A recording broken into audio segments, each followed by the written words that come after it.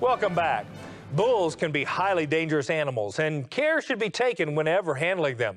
Let's head to Texas, where stockmanship expert Kurt Pate shares with us some of the best ways to handle bulls safely.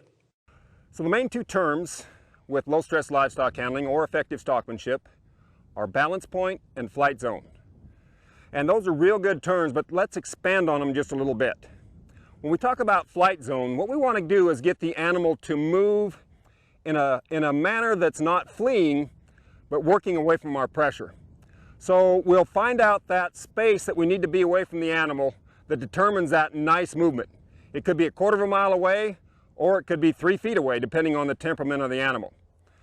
The next thing is balance point, and where we position ourselves on that animal to make him go and do what we want. If we pay attention to how we position ourselves, and what I try to do is point my animal's nose to where I want him to go.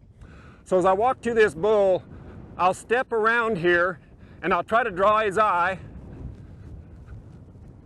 back to me, or else I'll have to get up in front to where he looks at me. He should turn and look at me with both eyes here. If I can get in a position, I'll ask him to look at me by backing up. And now I should be able to come around and send him right back towards the gate.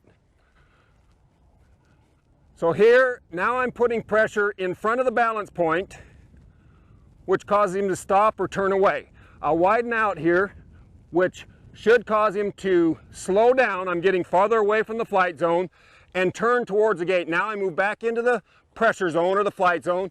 Now I move back out because I'm trying to point his nose right at my gate. Now I'll keep the pressure on just enough, and as I step out wider here, I'm going to be able to push his eye right through that gate. Pressure, pressure, pressure. Now I'll ask him to come down the fence line. So I step in behind him here, and I want him to stop. So I'll walk up in front of the balance point and stop him. I'm going to ask him to wait there. I'll shut my gate. So I'm real careful about how I go about this. Good. So as I walk up here, I can ask him to look at me with both eyes by my position. I'll go here. When he looks at me with 2 eyes, he has depth perception. He knows how far away I am from him, and he likes me right here. From this position, I can ask him to walk straight forward by just walking across the balance point. And if I want to slow him down or stop him, all I have to do is walk up, draw away a little bit, ask him again to look at me with both eyes. I'll step here, here, here. Good, there he goes. As soon as he does, I step back and take some pressure off. This teaches him what I want. Now I want him to turn to his left. So I step right across here, pressure into that eye, put pressure on in front of the balance point, and ask him to move to his left. I want him to turn to the right. Now here I can step down behind him and ask him to look across this way. I might even have to put my hand on him. And I'll ask him to turn and look back at me over here. He's going ahead and switch across this way. That's fine. I'll draw him to me. I want him to go right back. Good. I'll step forward. I want him to stop. I walk up his eye. I pressure to his eye. Watch his front foot. I'll let it there. Now I know I can take the pressure off and release it. So the bull tells me what I need to do, but I have to keep repositioning myself in the proper place in the balance point and our flight zone to get these things to work. So when we're working with these guys to put them up a chute or somewhere, I'd like to try to keep them from, I'd try to pick out the bulls that want to fight and don't want to fight and kind of put them in separate. You can't always guess that, but a lot of times you can tell by the way they look. So I'll pick these 2 here. I'll try to take 2 and leave this guy because he seems to want to fight a little bit.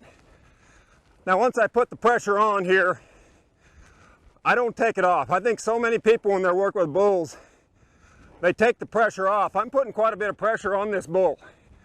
So low stress handling or effective stockmanship is not about no pressure. It's about the right kind of pressure. Now here I'll just wait it out. I open my gate, so if I need to, I'll be safe. Now, I didn't put any pressure on. I'll wait, and I'll get myself safe. Now, as I come around here, this is dangerous business, but this is the real world. So right here, I have to get myself in a safe spot, and I'll let this bull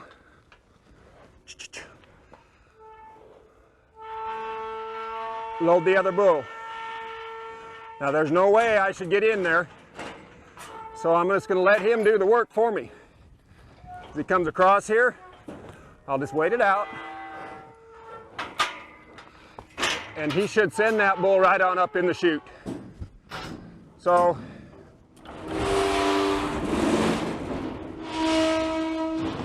with that situation, I actually let the fighting bulls work themselves into the chute.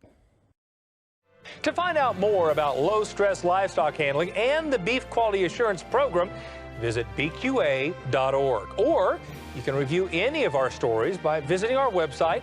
That's cattlemanandcattleman.org.